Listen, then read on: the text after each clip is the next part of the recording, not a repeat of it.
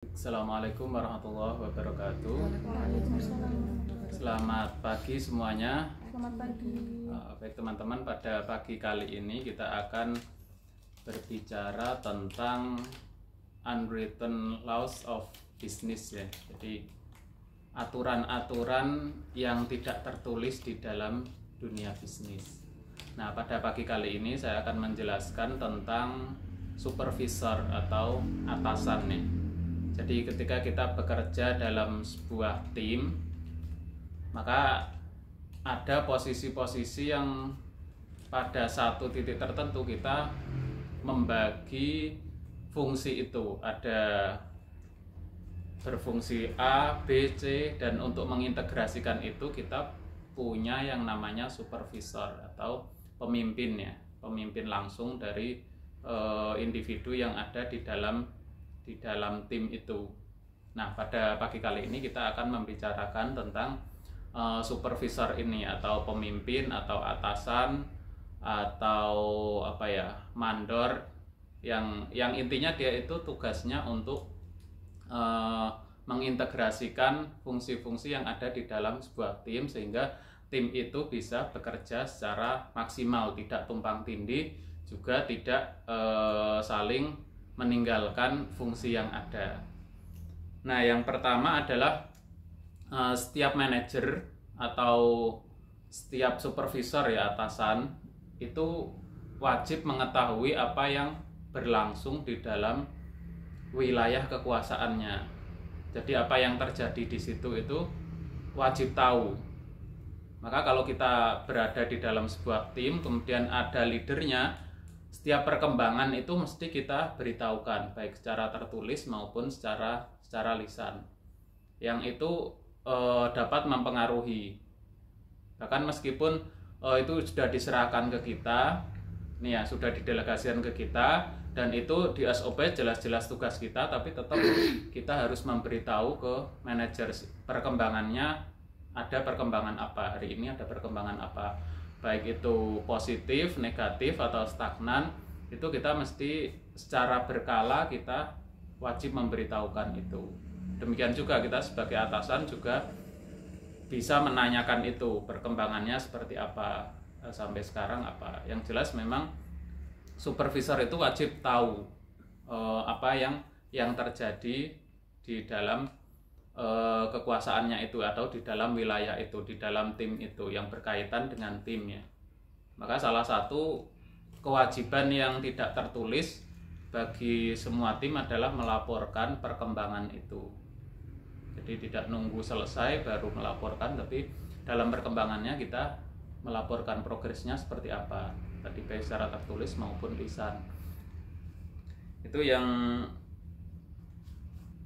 pertama ya, harus tahu apa saja yang ada di dalam wilayah kekuasaannya, dan manajer atau supervisor juga tahu mana yang dia wilayah kekuasaannya, mana yang wilayah kekuasaan atau tanggung jawab dari departemen lain atau supervisor lain, karena biasanya kan ada bagian-bagian ya, misalnya kayak di sini di Leoni di bagian pameran misalnya, saya di bagian toko misalnya. Jadi manajer juga mesti tahu apa yang wilayah kekuasaannya, mana yang bukan wilayah kekuasaannya, sehingga nanti tahu, oh ini yang tanggung jawab saya, ini bukan tanggung jawab saya, ini kewajiban saya, ini bukan di saya.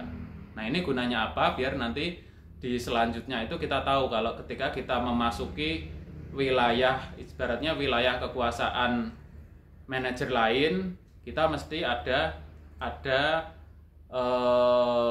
aturannya, istilahnya kayak sopan santunnya atau ada mekanismenya.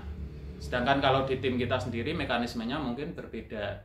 Nah, ini harus kita pahami, harus kita clear, tahu mana wilayah kekuasaan saya, mana wilayah kekuasaan manajer lain atau supervisor lain, sehingga jangan sampai kita nerabas ke wilayah orang, atau justru berharap di wilayah kita, berharap orang itu membantu kita tanpa kita minta, atau berharap mengambil alih tempat kita. Jadi ini perlu jelas di awal mana wilayah spesifiknya dari tiap supervisor itu. Dan ini juga sama di tiap tim itu nanti juga seperti itu. Jadi wajib tahu ini ya wilayah-wilayahnya seperti apa.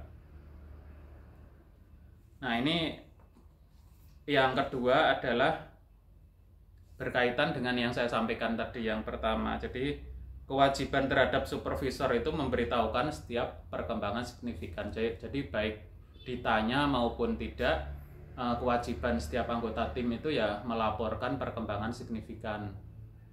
Setiap perkembangan itu dilaporkan, bahkan ketika ini ya misalnya stagnan atau ada masalah apa, atau ada meskipun berhasil lancar, bukan berarti kita diam kan sudah lancar, nggak ada masalah apa-apa terus kita diam, nggak, tapi tetap melaporkan perkembangan itu. Hari ini ini sudah lancar, sudah ngomong dengan pelanggan tentang ini, atau kita pesan ke pengrajin, oh hari ini tadi saya ke sana terus di sana tanggapannya seperti ini.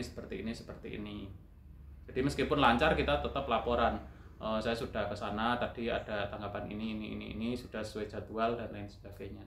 Itu kewajiban pertama ya, dan hal ini biasanya memang tidak tertulis ya di SOP, tidak tertulis, tapi ya itu sebenarnya sudah menjadi pemahaman umum di dunia bisnis seperti itu. Kalau kita sebagai bawahan ya harus melaporkan setiap perkembangan yang menjadi tugas kita kepada supervisor atau atasan kita. Itu yang kedua ya.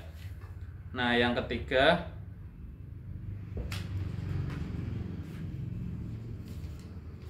nih ya, yang ketiga adalah jangan mengabaikan jangan mengabaikan fakta bahwasannya supervisor Anda itu ya atasan Anda.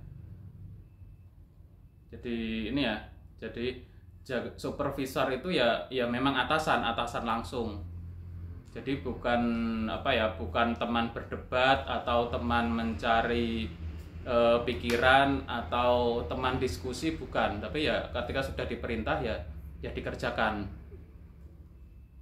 Nah, itu sangat penting sebenarnya, hal sederhana tapi kadang tidak setiap orang memahami. Pertama kalau kita merasa, wah ini kayaknya seharusnya enggak begini ya, ini seharusnya enggak begini. Nah, itu kadang ego itu muncul terutama kalau kita kayak merasa atasanku kayaknya enggak tahu deh kondisi kayak gini, atau saya punya pengalaman di sini dan lain sebagainya. Nah, hal-hal seperti itu sebenarnya wajar sih dikomunikasikan, disampaikan masukan dan lain sebagainya, justru itu akan bagus. Cuma ketika sudah diputuskan, atasan kita juga sudah mempertimbangkan, sudah menganalisis juga, dan hasilnya ternyata tidak sesuai dengan kita, maka kita ya memang harus jalankan itu. Karena terkadang ada kondisi-kondisi di mana yang kita harus milih satu di antara dua atau di antara tiga ya opsi. Dan opsi itu kadang nggak ada yang benar, nggak ada yang salah, cuma harus milih, nggak bisa semuanya. Misalnya kita dapat pesanan, kita milih dikerjakan ke pengrajin A atau pengrajin B atau pengrajin C. Nah, itu kan ada kurang lebihnya masing-masing ya. Jadi kalau misalnya atasan sudah ngomong ada ke A saja, dan kita sudah menjelaskan A itu kekurangannya kayak gini, yang B kelebihannya kayak gini. Kalau ketika sudah semua terus kemudian diputuskan top A, ya udah kita jalankan itu sebaik-baiknya. Nah, jangan sampai kayaknya lebih baiknya sih di B ini sih kayak.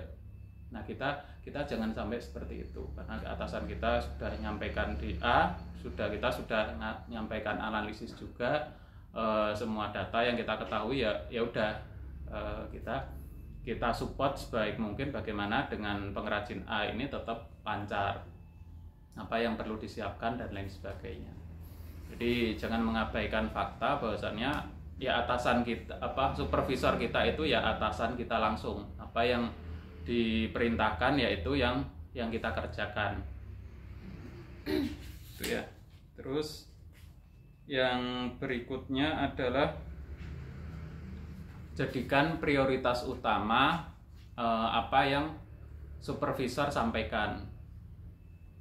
Jadi itu ya. Jadi meskipun kita sudah punya agenda ini, ternyata supervisor menyampaikan kerjakan ini dulu, ya udah dikerjakan. Jadi jangan sampai buang waktu terus kemudian tanya, kenapa harus ini dulu, kan saya kayak gini kayak gini. Kalaupun itu butuh disampaikan, sampaikan dalam waktu yang singkat. Nah, karena bisa jadi supervisor itu ya punya pertimbangan butuh waktu mendesak ya, yang terkadang itu penjelasannya ini butuh waktu panjang atau latar belakangnya kadang nggak mesti bisa disampaikan ke kita saat itu. Nah, makanya yang jelas kita kalau disuruh ini kerjakan sekarang, kita ngasih data aja, saya ngerjakan ini, saya tinggal dulu nggak apa-apa ini. Nah, itu nggak lebih baiknya seperti itu untuk konfirmasi aja ya, tapi kita nggak ngomong kayaknya itu nanti aja deh, ini saya dulu aja. Jadi kita nggak adu argumen seperti itu dengan supervisor, tapi lebih ke memberi info aja sih. Keputusannya ya udah di supervisor mau dikerjakan yang mana dulu, yang prioritas mana dulu. Itu yang soal prioritas ya. Oke, terus berikutnya setiap manajer minta sesuatu meminta mengerjakan sesuatu, ya kerjakan seperti itulah persisnya. Ini juga hal sederhana biasanya, tapi ya memang terkadang kita jiwa kreativitasnya itu muncul di waktu dan saat yang tidak tepat ya. Jadi kita suruh buat ini, terus kemudian kita berkreativitas sendiri yang ternyata itu nggak sesuai dengan kebutuhan. Nah itu yang perlu kita pahami. Jadi setiap melakukan sesuatu ya lakukan seperti itu persisnya. Bisa jadi ada hal tertentu. Jadi misalnya dulu saya sempat ngomong ya, misalnya upload sehari 3 kali, ya udah diupload aja sebisamu sehari 3 kali. Nanti aja setelah ini dan lain sebagainya. Kalaupun mau seperti itu ya tetap harus konfirmasi dulu ke supervisor atau atasan. Kalau dikerjakan nanti jam 9 gimana? Tapi jangan sampai kita diem iya tapi nggak dikerjakan. Nah itu yang fatal biasanya. Jadi hal-hal yang kecil seperti ini sebenarnya sederhana, tapi dalam prakteknya terkadang kita itu kayak lupa atau apa karena memang pekerjaannya banyak ya. Jadi hal-hal kayak gitu itu yang menjadi sampai ditulis unwritten laws of business ya itu banyak sebenarnya terjadi. Itu bukan hanya di 1-2 orang, 1-2 tempat, tapi ya di dunia bisnis itu banyak yang mengalami seperti itu. Terus yang berikutnya keberapa itu? 6 ya. Itu aja sih kayaknya, 5 dulu, tinggal 1 lagi. Jadi jangan terlalu bersemangat untuk mengikuti keputusan, menyerahkan atau mengikuti keputusan itu.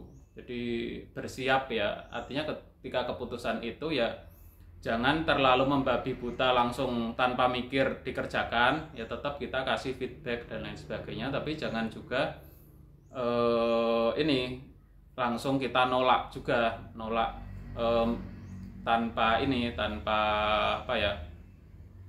tanpa tahu posisi kita.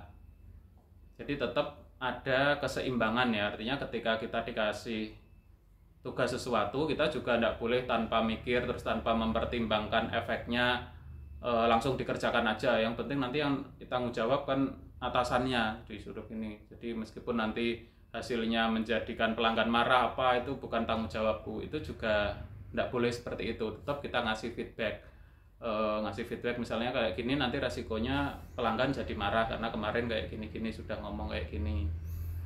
Nah itu tetap kita lakukan. Jadi tidak boleh juga langsung secara ketat ngikuti tanpa ngasih feedback, juga nggak boleh. Kemudian yang kedua, kita terlalu